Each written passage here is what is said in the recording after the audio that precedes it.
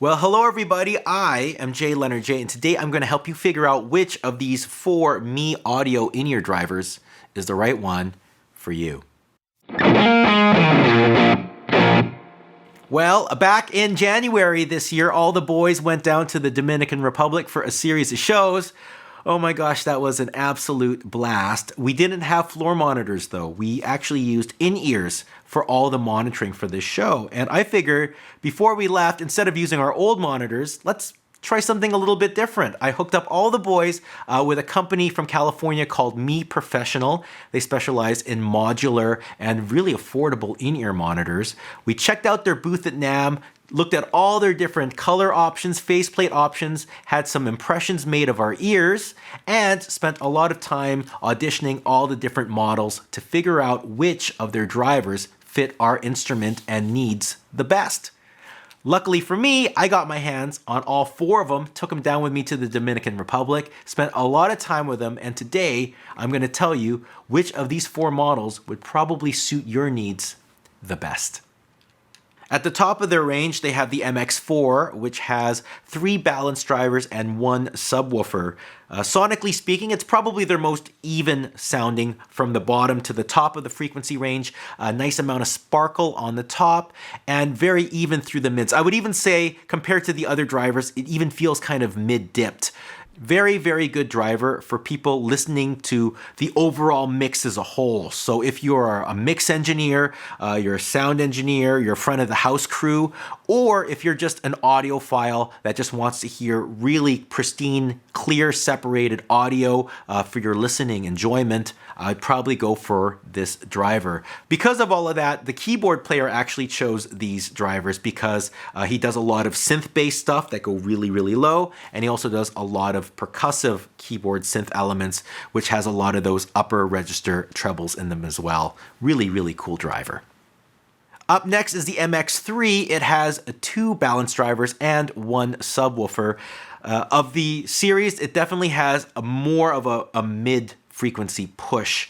I was actually thinking I was going to settle on the MX4s before I listened to them, but after spending a lot of time with them, this driver really made my guitar really stick out. It had a slightly softer high end, which took some of the guitar fizz out.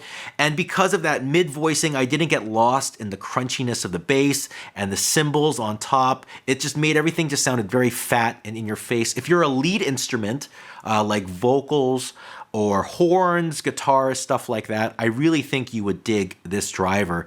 And because of that, this is the driver that I decided to use for myself.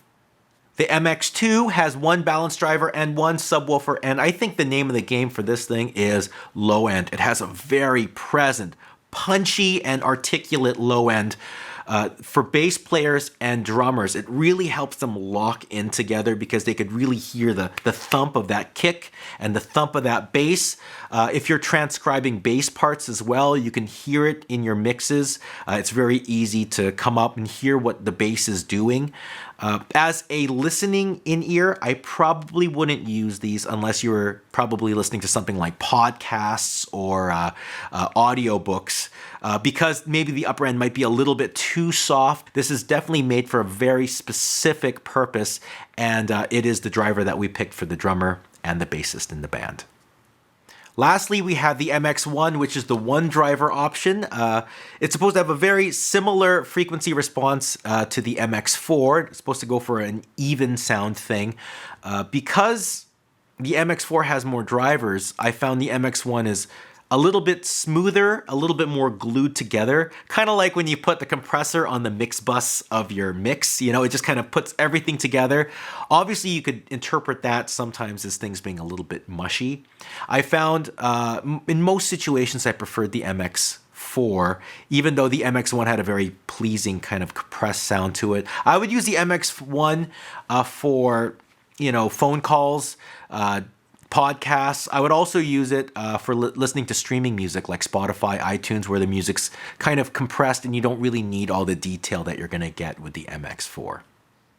And just like that, that is the video. If you are curious on the whole fitting process that we went through to get these molds made, and also the different options of accessories you can get for these, check out my next video in the description below. And also, my question for the subscribers today is, of these 4 in-ears, which would be the one that you would probably get for yourself?